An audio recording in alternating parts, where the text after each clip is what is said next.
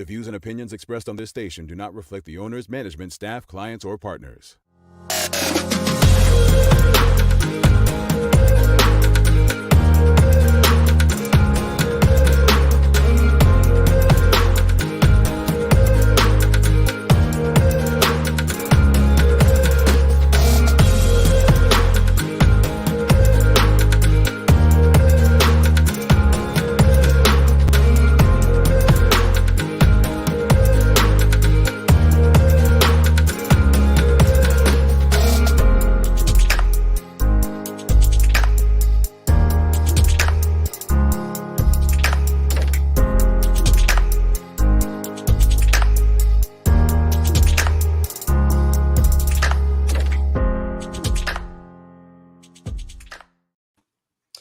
It's Friday, the 20th day of November in 2020. Welcome to the Daily Hour, brought to you by Medical House and Lindo's. I'm Jamel Hartman with Carla Zool and Jackie Lambert. Thanks for making us part of your daily routine. If you haven't already, share the link, start a watch party. Just get the conversation out there to your network. A good one to end the week with Dr. Carika Weldon. She is stopping by to discuss COVID and the vaccine. The Daily Play is a where is it? So my friends are guessing a location somewhere in Bermuda. And I think this is the first time that they will be stumped. Jackie, did you hear what he did? What did I do? He went and had to get outside help to try to beat us. Wow. So have you got outside help? Yeah, Shanta and Keitha. Mm-hmm. Wow, that's how you doing me, right? Mm-hmm. So can I bring in outside help because my dad used to be a taxi driver? No. What's it called? And when I say taxi driver, he used to take us for drives all the time. She is an actual. But no, this isn't how to be a millionaire. Who wants to be a millionaire? Where you're gonna call a friend and stuff. No, you guys got each other, and you got the audience if they want to chime in. But for the most part, I think there's a strategy amongst the audience too, you guys. I think that they actually want to see you guys not get it right so they can laugh at you. So that's why they don't help. But I think they'll be stumped today as well. All right. Got this. All right. Well, start stretching now because it's gonna be something. But we have a big show today. We have a lot to discuss with Dr. Carika Weldon coming on a bit later, immediately following the news break with Carla. But Carla, I know the time difference in the UK. You don't really get to stay up and enjoy life like us over in the West. But so true.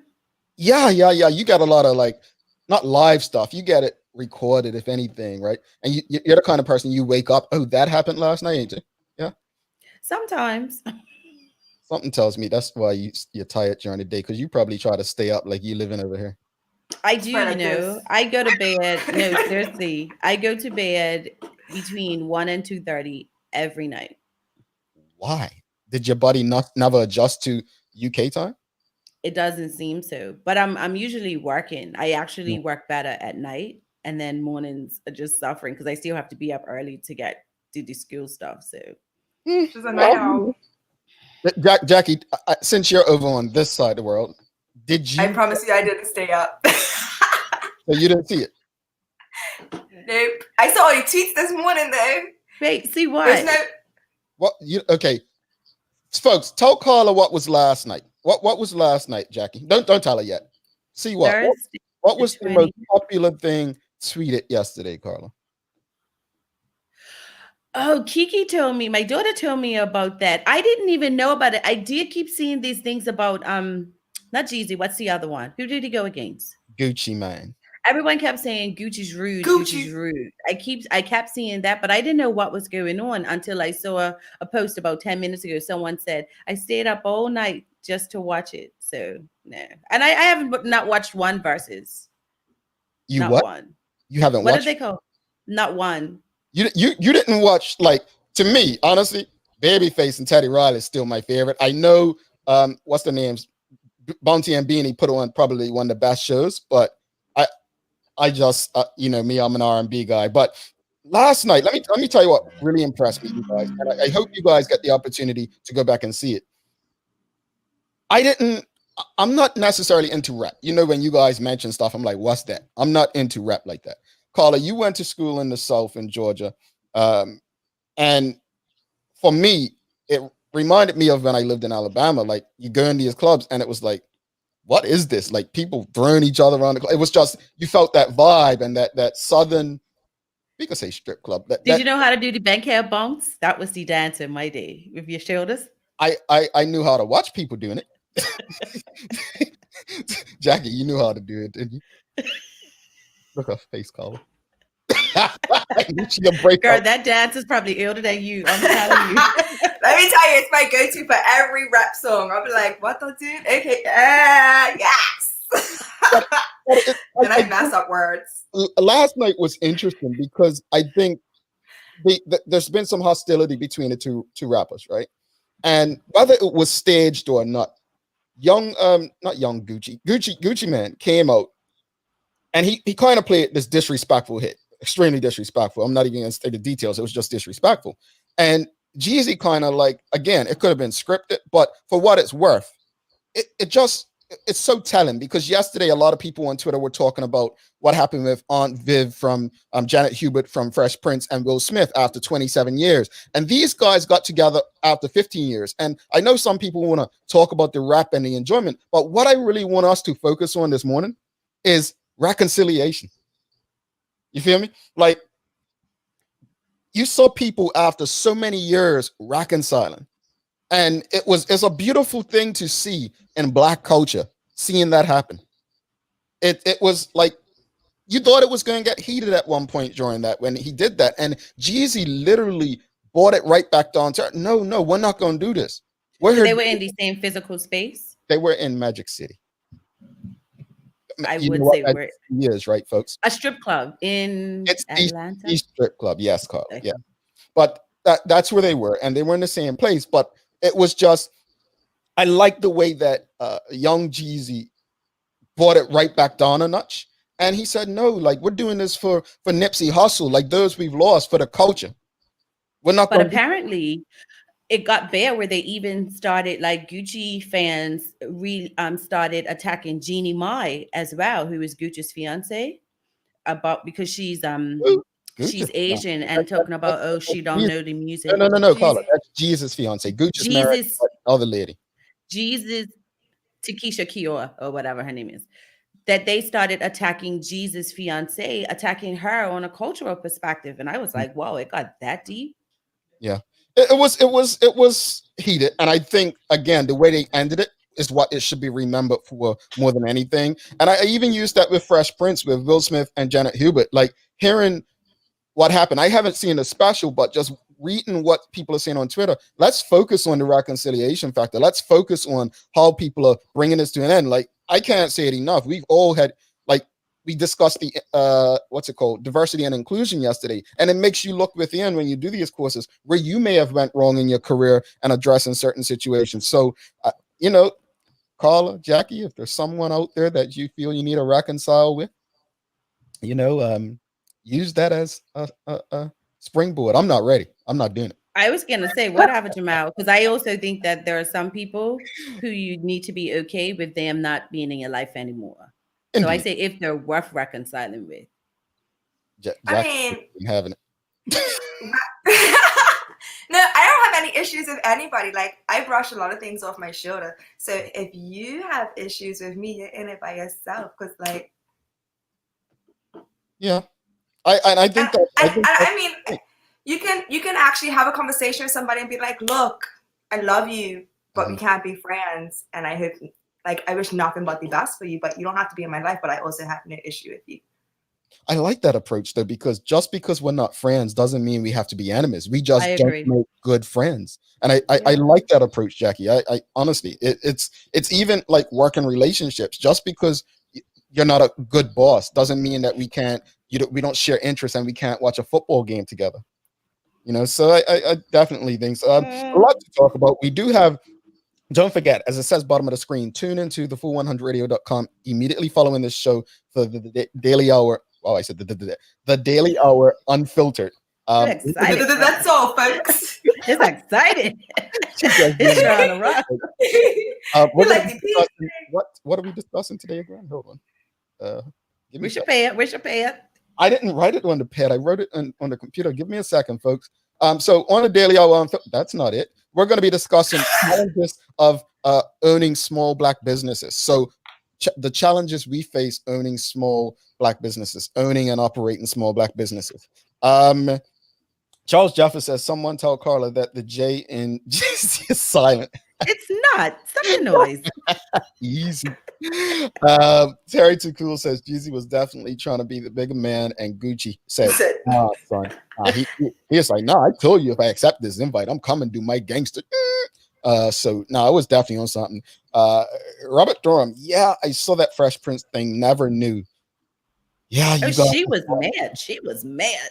Oh yeah, she was over pissed. I guess I'm too old for this. No. Look, don't feel too old. That's why we brought in Janet Hubert, so the older audience will understand that they can relate to the conversation. So I do have a lot of stuff on the pad today. For the thing's not working right. Right there. Is that butterflies? That's what I thought I saw. Butterflies? Where? I saw bee and I thought butterfly. Oh, and my face, even better, food. No, let's talk about food. So there's been a lot of conversation about whether it's, I guess, healthy and hygienic to eat at buffet these days, right?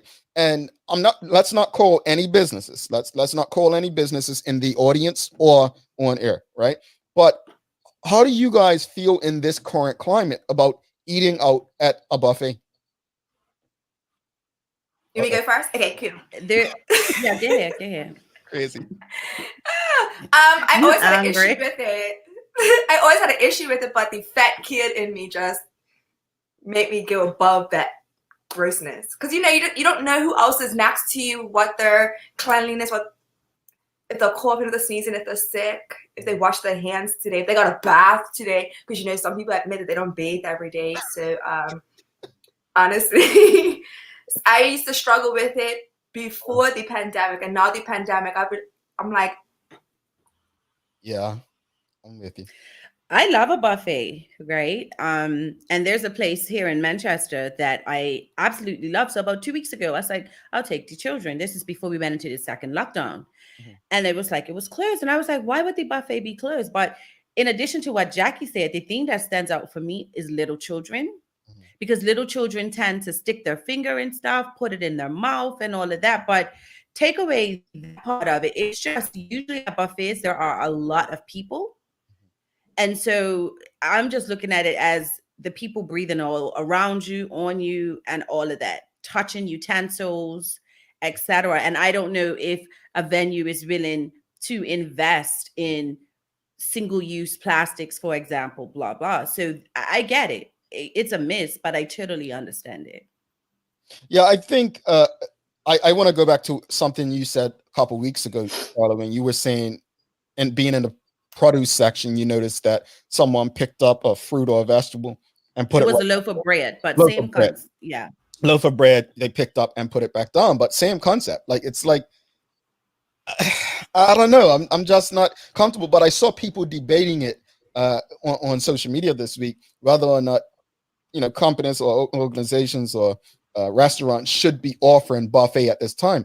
Maybe that's something we can ask. But you know what, Mel? I see it the same as a cruise. Conceptually, a bunch of people in a confined space.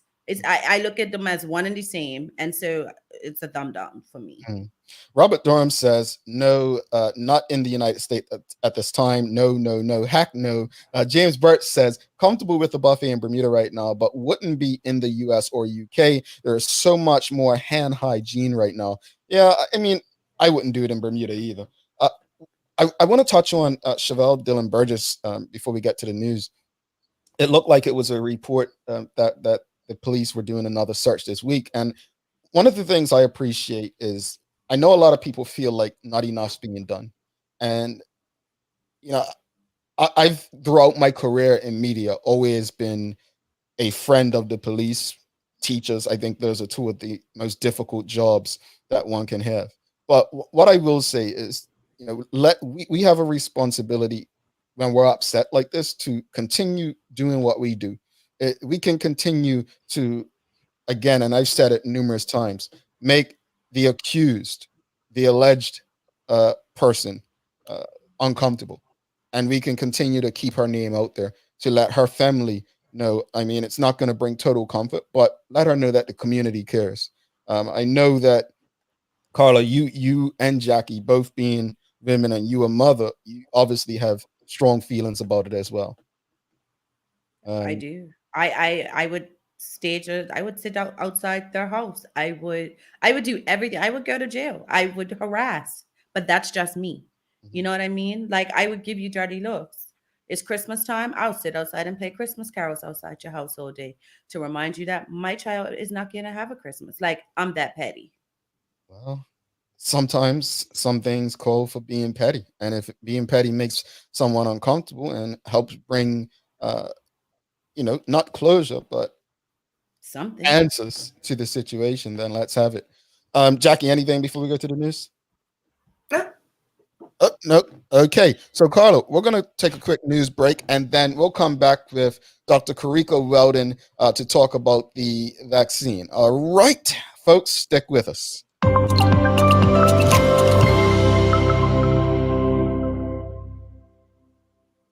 The University of California's athletic department announced on Wednesday that it has hired Bermudian Dr. Tyron Douglas as its first ever Associate Athletic Director for Diversity, Equity, Inclusion, and Belonging.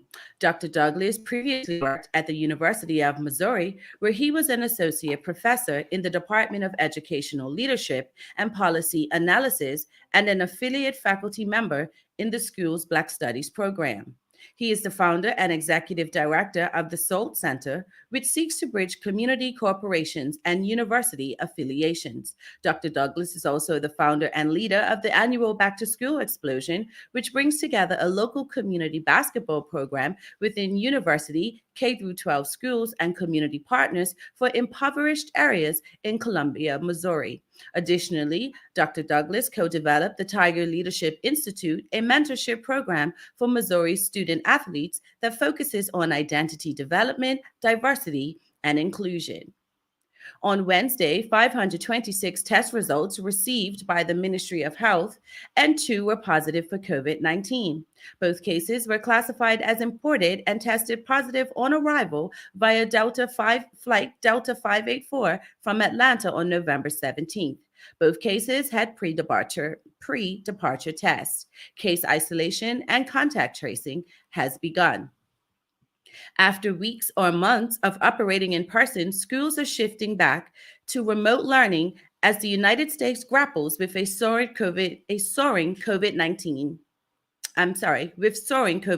infections. Starting Monday, millions more students will be connected to their teachers only by whatever internet or phone connection they can secure. In many cases, schools are closing because too many teachers are quarantined or infected with COVID-19. Others are responding to high rates of virus transmission in their communities. Kentucky's governor announced a statewide closure of schools to take effect from Monday, a move that followed Michigan closing all high school classrooms and New York City schools, the largest district in America, moving back to all remote learning. Former Mayor Rudy Giuliani suffered an embarrassing hair dye mishap. He was photographed with a trickle of dark dye running down both cheeks after Thursday's press conference about alleged electoral fraud at the Republican National Committee headquarters in Washington, D.C. Mr. Giuliani, previously known as the New York City mayor who guided the Big Apple through 9/11, spent more than an hour speaking to journalists in a cramped-looking conference room. An unforeseen person manning the Trump campaign's official feed of the press conference could be heard remarking about Giuliani's appearance, saying, "Rudy's hair dye is dripping down his face." Turning to weather, Bermuda's high today is expected to reach 72, is expected to be 75 in Dallas, Texas, and 52 in Leeds, UK. Don't forget, immediately after our show, join Jackie Jamal and I on the full100radio.com for the Daily Hour Unfiltered. The app is also available in both Apple and Google Play stores. Then turn in at 10 a.m. to 3 p.m. Bermuda time for the office workout with Juggling Jason. That's your Daily Hour news break. You took too much pleasure in that Giuliani thing. Boy. You should see the picture. Oh, I saw it. You saw it? You're so It was crazy. That was so funny. I think it's Fifth Element where he has the plastic thing and it's like sliding down his face. Is it Fifth Element? You know, Anyway, But it was there's a meme. I would be like, Mal. This is why I'll be like this, Mal. it's not happening, folks. he didn't got a good spray job. Anyway, let's take a quick break. We'll be back with Dr. Carika Weldon to discuss the vaccine for the coronavirus. Good day, Medical House Store speaking. Can I help you? Medical House is Bermuda's leading one-stop shop for healthcare.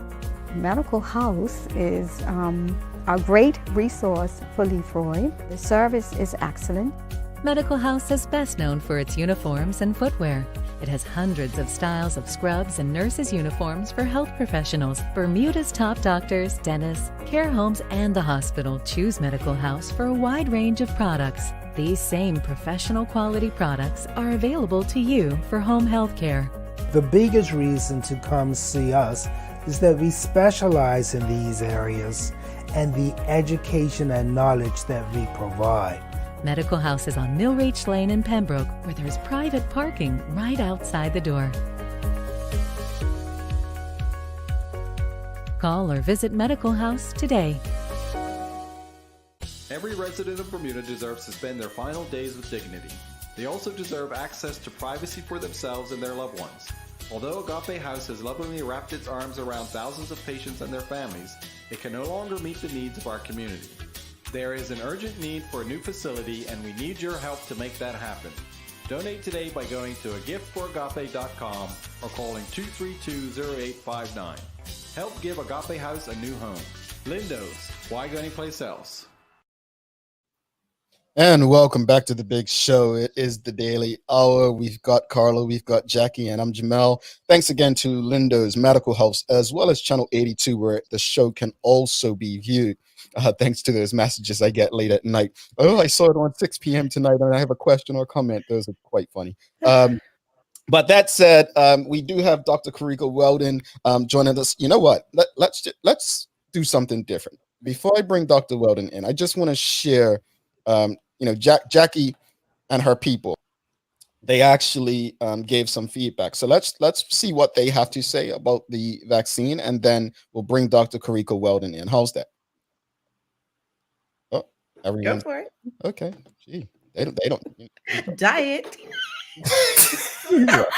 All right, here we go. Here's what people are saying about the vaccine, and then we'll bring Dr. Carika Weldon in. Would I take the COVID-19 vaccine? Absolutely not. We do not know its efficiency. I personally am not willing to take a vaccine out of haste because we're in the middle of a pandemic. There simply hasn't been enough time to assess the outcome of the vaccine. There needs to be 2 to 3 years at least to say that this vaccine is performing up to or beyond exceptional standards.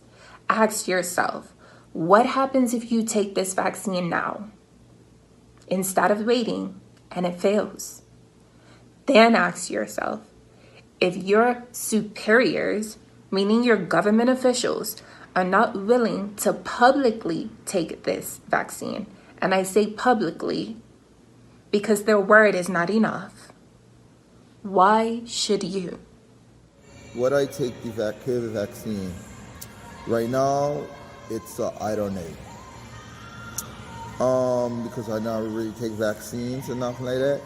But if they tell me in order for me to travel, I need to get vaccinated, well, guess what?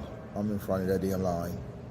Because I'm tired of being in these shorelines of Bermuda. I need to go on a vacation, like yesterday. Would I take the COVID-19 vaccine? Absolutely not. I don't believe in vaccines in general, but to inject yourself with chemicals and you have no idea what those chemicals do, what they are, what side effects they have, just doesn't sound smart to me. Also 29, I'm still young, I still want to have a family, I still would like to have kids, and I don't know how those chemicals would affect my body, but also my future children's bodies. And, that's important to me. So I absolutely would not take the COVID-19 vaccine.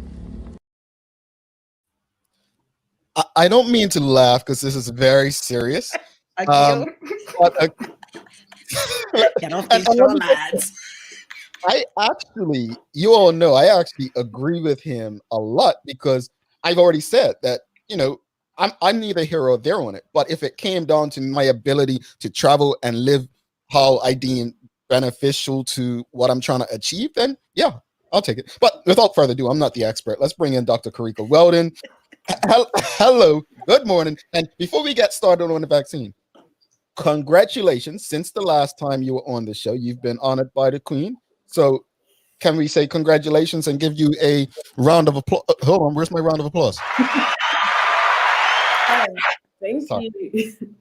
You're very welcome. You're very welcome. So before we even get into our conversation, we saw what Jackie and friends had to say regarding the vaccine.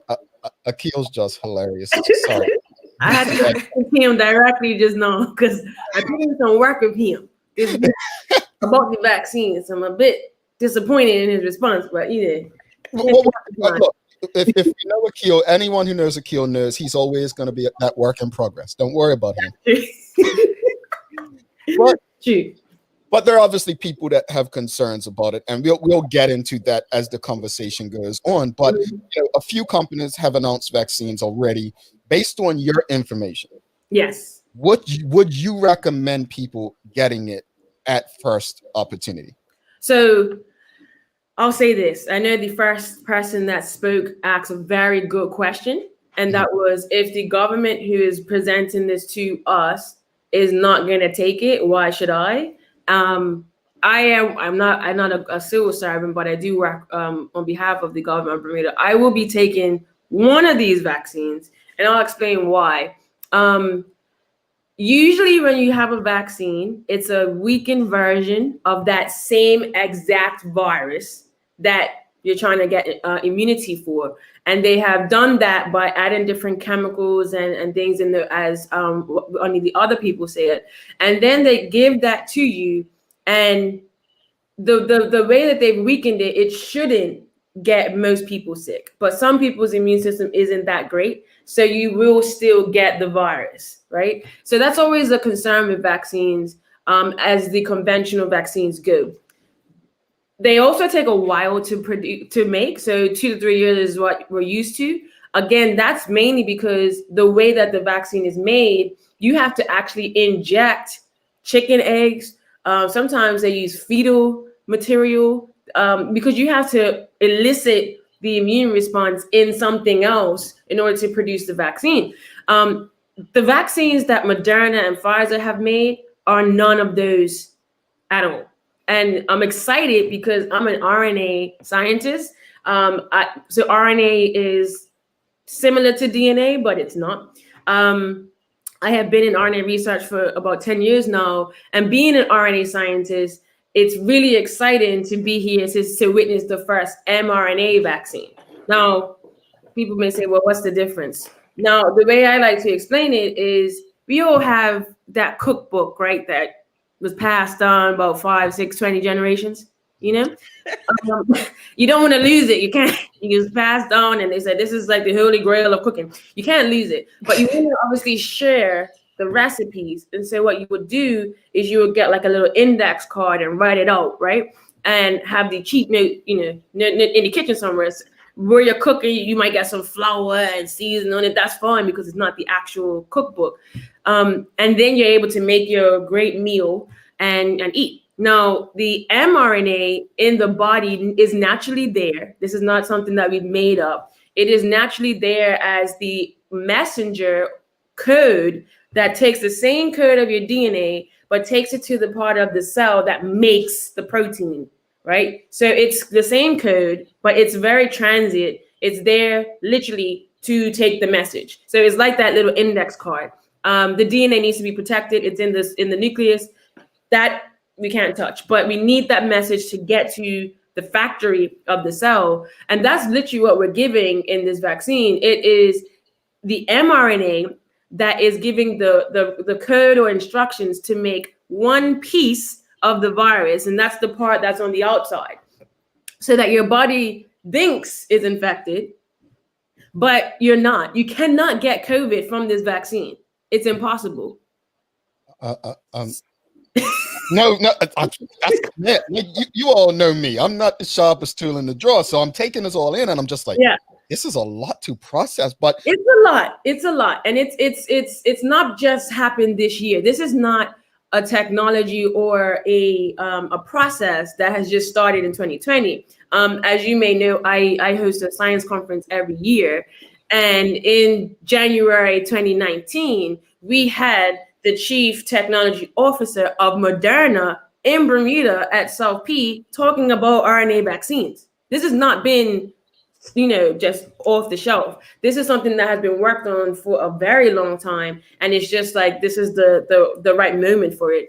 So I have confidence in Moderna's vaccine, and I also have confidence in Pfizer's vaccine because I know exactly how it works. And I think my job, I feel the onus as being the science advisor to the government and to the people of Bermuda to be able to explain how this works, because it is very different from what we're used to. You cannot get COVID-19 from their vaccines. It's impossible because you literally have the small piece of the virus. You don't have the full virus there. You can't get sick from a piece of a virus.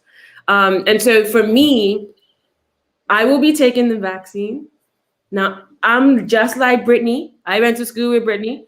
I don't have no children yet. I'm trying to have about 5, just putting it out there. I'm not going to put my life and my health in jeopardy just to do that for fun, right? So I heard the concerns, and I had the same concerns when I was hearing about vaccines coming, but knowing exactly how it works and the fact that you're not getting the weakened version of the virus. This has been tested in tens of thousands of people. That's part of the process. The whole process to get these vaccines to people has happened. There hasn't been any stages that have been skipped.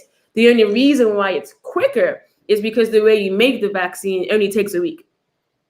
Interesting. Whereas the way you make the other vaccines, or the trial and error, that's where you get into months and years, because you have to be injecting chicken eggs and fetal matter and all of that. That's all, that takes a lot of time. But this is literally taking the DNA or the genetic material of the virus, and we know the sequence of this virus. That's how we do the test. We know that. We knew that from January. It's taking that, picking the right part that you want to give the instructions for, and then making sure that it actually works in your body. So I want to shift gears a bit real quickly. So last week, it was reported that a major ticket selling company was considering making people either provide proof that they've been vaccinated or provide a negative test prior to attending large concerts and events.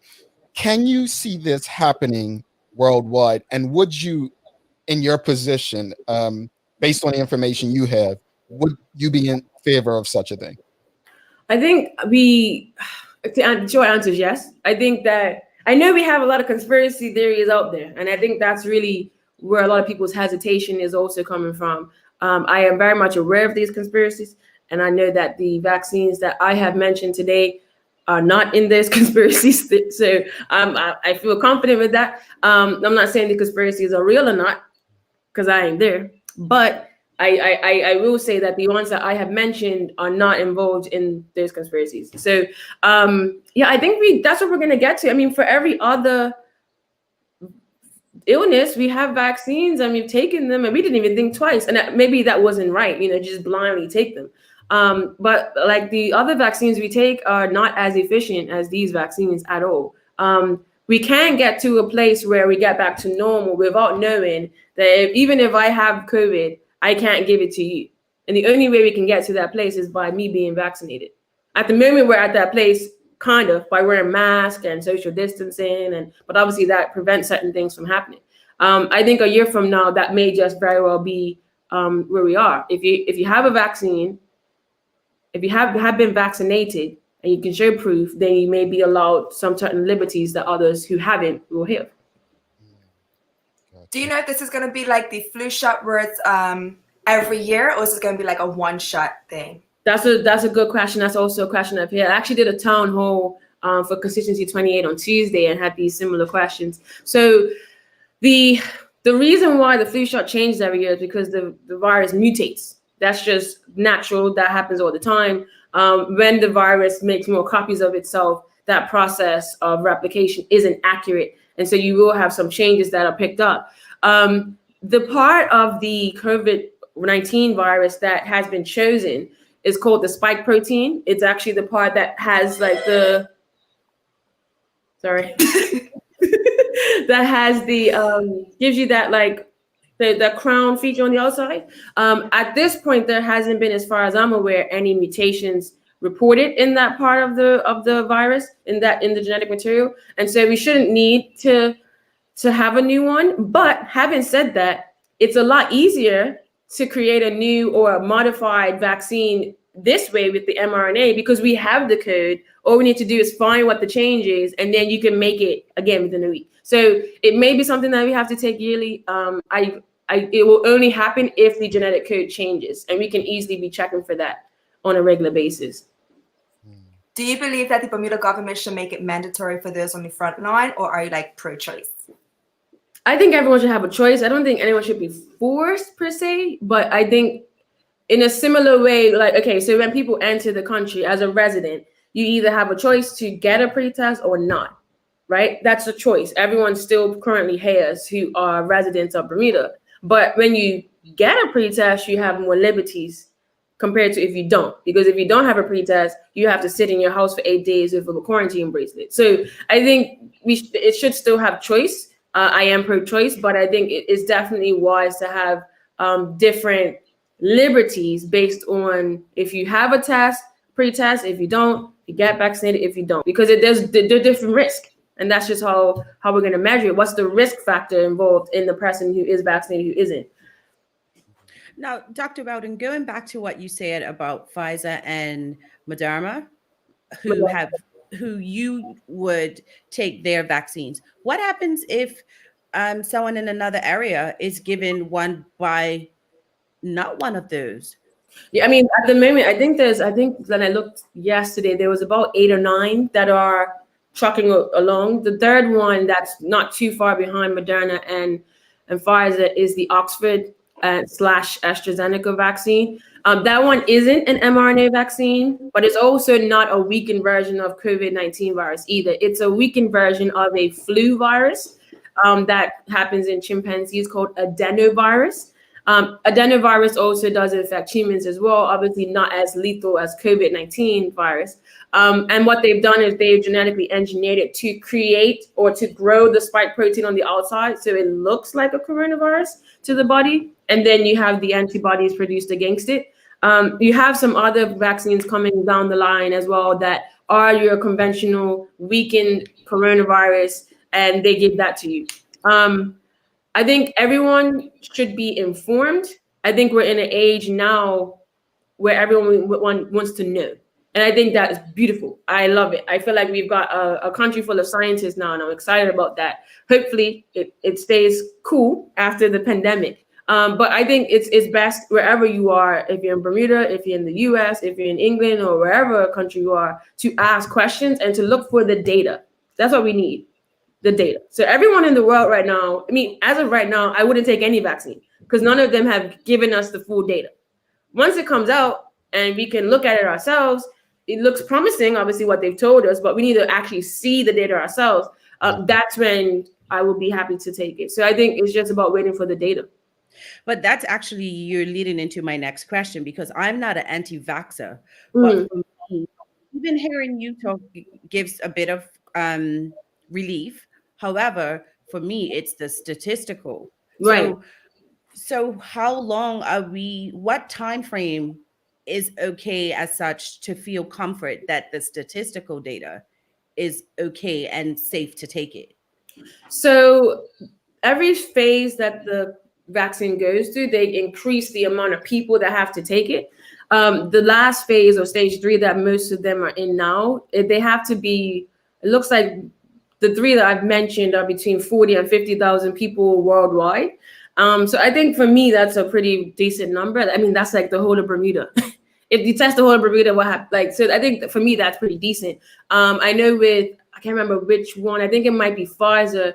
Out of half of those people, I think they used 44,000. So 22,000 people got the vaccine. 22,000 people didn't. They got a placebo, right? And out of those 2 groups, in total 170 people got COVID, right? Now, out of those 170, if you break it down into the two groups, 162 were people that had the placebo, and 8 were the ones that had the vaccine. So those types of numbers start to make you think, okay, this actually might not be that bad. And I was actually saying when the first press release came out of Pfizer and Moderna, they didn't give you all that information. So I'm like, I see this saying 90 and 94%, but I don't know how they're calculating that. Then the updated Pfizer press release came out and they shared that information. Now it started to make some sense. So once they give us more information, I think the world will kind of be put at ease. I don't think it's necessarily about time. Yeah, I guess. I mean, initially, I would be honest, when I first heard about the vaccine, I was like, I think I might wait till 2025 and just leave it. But the data is the data. Science is science, and I am a scientist, and I'm not going to let my emotions and the conspiracies get the best of me. I think for me, personally, if 50,000 people all over the world have taken it, and this is what you're saying, I don't know what more I can ask for. Got you.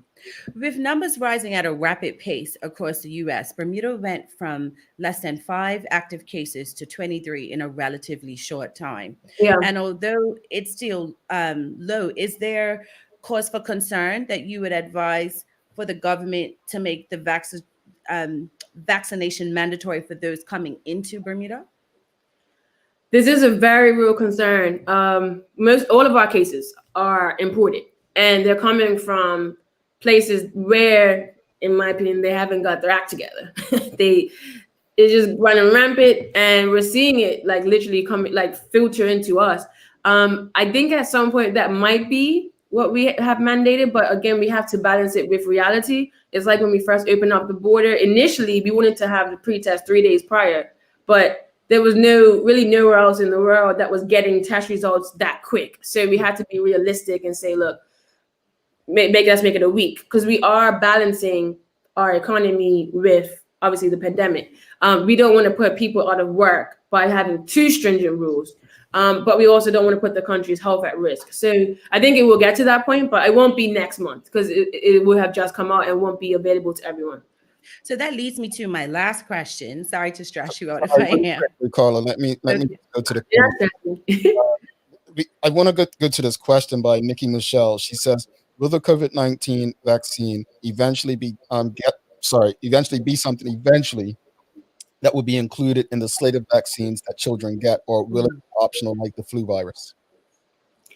I can't speak to what will happen with it. I think we have to kind of just see how this plays out. But I would imagine, at this point, if we've got COVID in every country in the world, basically, and they all haven't really quite figured out how to manage and maintain it, and it is killing people, and including children, I think it may get to that point where we do have to give it. If you think about all the other viruses that are in circulation, like they are in circulation, they haven't gone away, and that's why we still give the vaccine.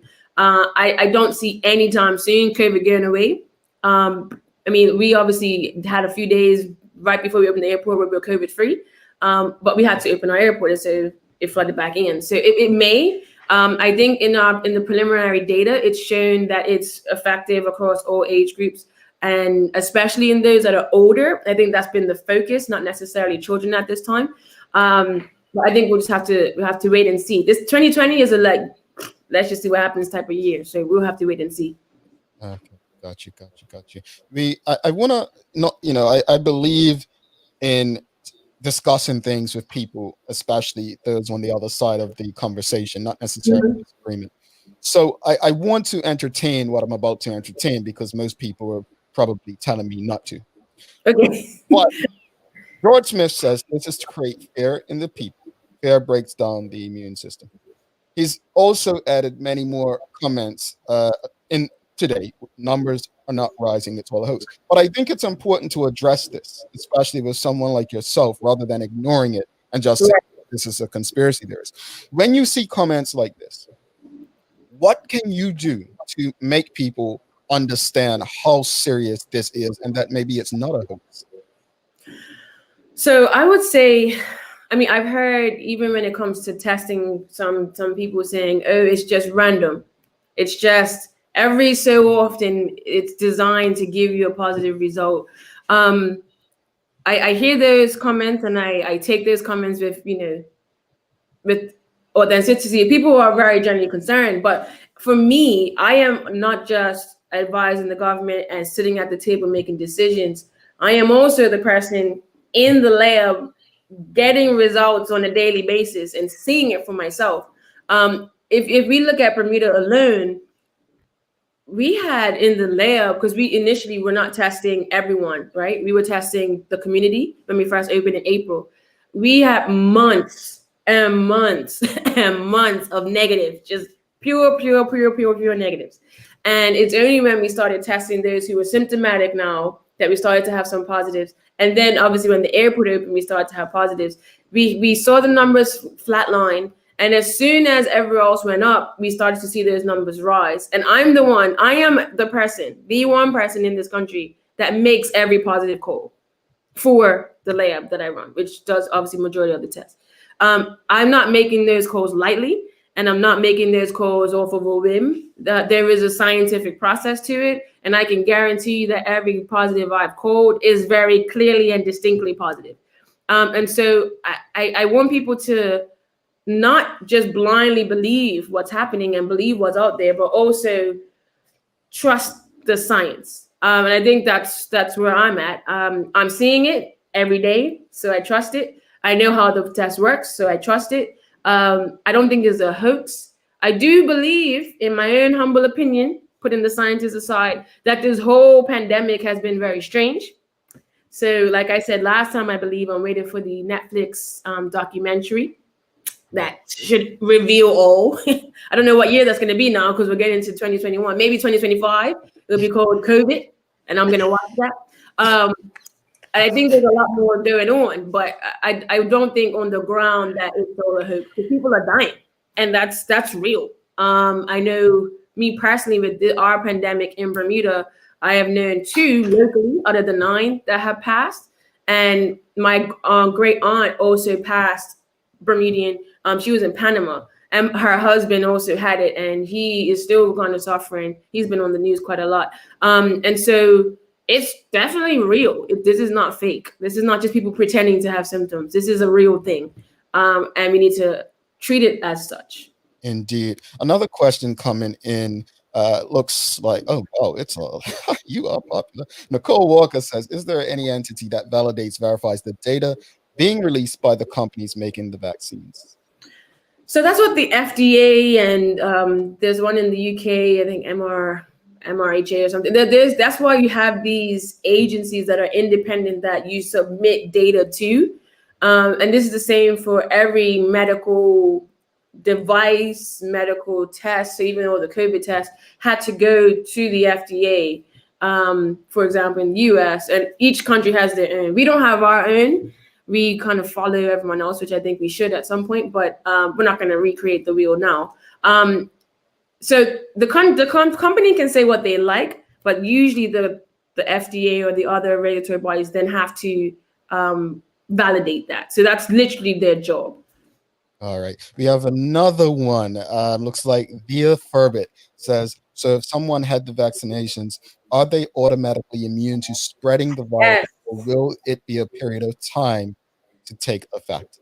So this is a question that I got actually from my mom, like early in the week, and then I went to the town hall on Tuesday, and it was asked again. So with COVID-19, it's never a instant infection, right? If I have COVID and I see you, Jamal, and we interact for 15 minutes and let's say I coughed all over you, right? Evil. So if I did that, if we were to test you within an hour, even probably the next day, we wouldn't pick up anything, because it takes time in the body for the virus to multiply and get to a point where we can detect it. Right? Now, that happens because your body's never seen it, doesn't know how to fight it, and the process of the immune system to create antibodies and, elicit an immune response, that takes like about a week. So you start to see the first set of antibodies, which is the IgM, antibodies around day 7 after exposure, right? In that week now is when some people get symptoms around day 3, 4, 5, and that's when you're actually spreading the virus. Before it's, and the key to it is that it's before your body is able to actually deal with it and get rid of it via the immune system. So if we think now, that's without the vaccination. When you have the vaccine now and your body already has the tools to fight the virus, it's not going to take you a week. You're going to be able to deal with it before the virus mounts up. And so the whole idea is that you won't ever be able to spread it and give it to someone else. Alrighty. One final question coming from the audience. We have Sean Smith. Bermuda has 200 people recovered from COVID-19. What does this mean? Do they no longer have COVID-19? So I can speak to probably from about, I want to say since around May, those people who were positive, in order for them to be deemed recovered, they had to then have a negative test after they had been positive. So yes, to answer the question, prior to that, we wasn't testing people out of isolation. And so, I mean, by now they should not have it, but we wasn't testing initially.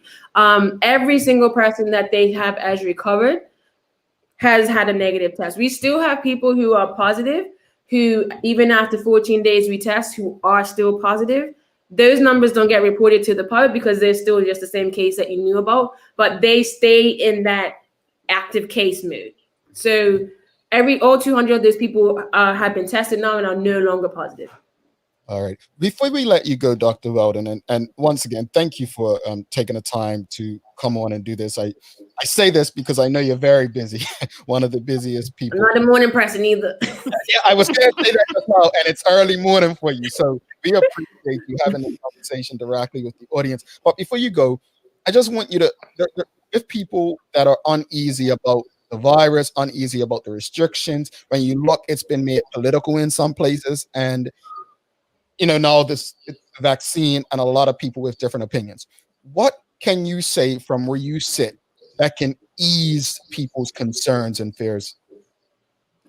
I think the best thing I can say is that we can look elsewhere, but I think if we look at Bermuda, we have put ourselves in a very comfortable position, and that's because we have followed all these rules. And I know we're all fatigued by mask wearing, hand washing, social distancing. I know it's becoming like a broken record, but we can see directly the difference of what we've done compared to other countries. And so we just have to hold on to that. And I would say, I guess, with the vaccine, the only real confidence I can give to anyone is that I will be taking it. My plan is, because I have been tested with the rapid antibody test a while. I keep testing myself because I'm always like, maybe I had it and didn't know, but I never do. So like, so I've been negative all this time. So I'm going to be tested prior to getting the vaccine, just to, again, show that I have never been exposed. I'm going to get the vaccine, and then I'm going to literally get tested like every day after the vaccine to see when does my body produce those antibodies. And I think for me, as a scientist, that's going to help me. But also I wanted to help the country to know that this actually does work. Because if it's able to elicit an immune response, it's doing its job, right? And so, yeah, I'll be, I want to say a guinea pig. That sounds a bit bad, but I believe so much in the vaccine, the mRNA ones, that I'm going to get myself, and others will be getting it too. And so I think my main takeaway is believe the science. The hoax are out there, the conspiracies are out there, or the conspiracy theories, but let's believe the science. That's how we've operated thus far, and this is why we're doing so well. We have we've tested like loads of people. We have the most stringent testing. We test people when they enter this country. We stick a swab up the nose 4 times in 2 weeks. We have gone over and beyond, and let's just keep at it because we've done well, and that's why we're at where we're at. 30 seconds to answer this because we have to run. But Thea Ferber actually says, how does it feel to have the trust of your island regarding this pandemic and vaccine on your shoulders? Quick answer. A lot. it's a lot. I kind of didn't even think about it until last week when it was brought to my attention. Like, if you don't take this vaccine, the new one's gonna take it. I'm like, ooh, snap. I realized that, and on both sides, I'm like, hey, if I don't take it and it is gonna save people, that's gonna kill people potentially. And also, if I take it and it kills me, then I'm dead too. I'm been on both sides of the fence. But this is where I am, making sure that I'm comfortable with the data and searching and making sure I'm waiting for the official reports so that I feel confident that it will work. And I won't take it unless I'm confident. All right. Dr. Carika Weldon, thank you so much. We could go on for hours, but obviously I like to talk. I should be a staple on your show. Well, I mean, we'll talk about that. We need you, Doctor.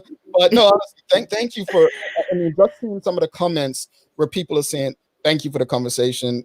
I feel at ease," or "I learned this," or "You don't want that call from Dr. Weldon." But thank you. Honestly, we appreciate you, and we will be looking forward to having you back as this situation evolves. Yes. So thank you, congratulations, and keep up. Thank you very much. All Happy right. to be here. Thank you for having me again. Have a great day, darling. Thanks. Back See to you later. All right, Dr. Carika Weldon there, a wealth of information. One thing I would add to what Dr. Weldon's saying, and this is something I think someone may have mentioned it in the audience as well, and we've spoken about this throughout the pandemic. Don't just rely on science and medicine when we have within ourselves to take care of ourselves a bit better as well. We tend to not realize that the best medicine for our bodies and souls is what we put in ourselves. So let's just keep that in mind when we're talking about these viruses. Building a strong immune system comes down a lot to the decisions we make as far as our diets and exercise and things of that nature. So keep that in mind and let's not be so reliant. We have a daily play.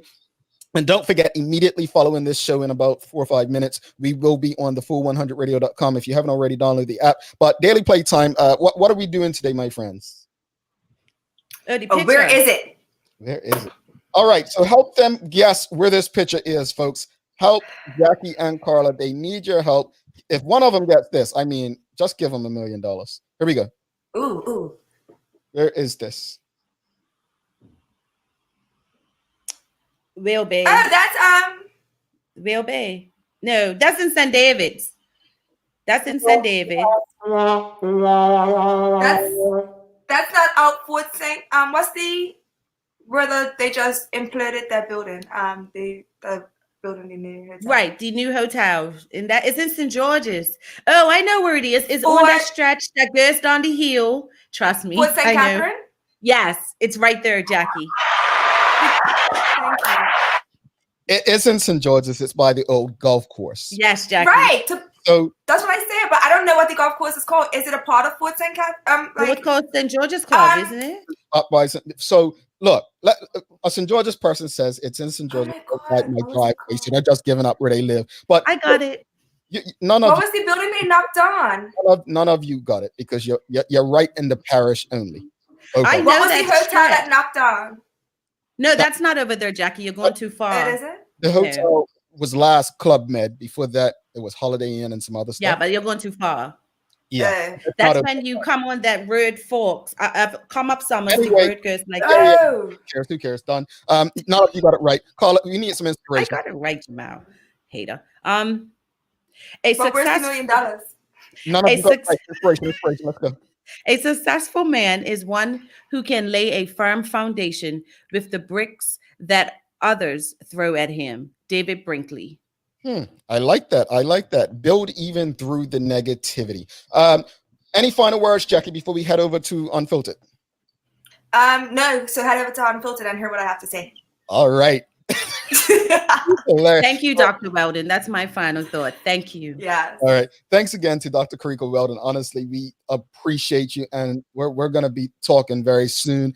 For those who are not able to, we appreciate you. We love you, and we thank you for making us part of your daily routine. If all goes well, we're not going to be back tomorrow. We're going to be back in about 30 seconds on the Full 100 Radio. We're talking about Black businesses today, operating small and running Black-owned businesses, the challenges that we face. Check us out. Download the app if you haven't already. Check you out over there.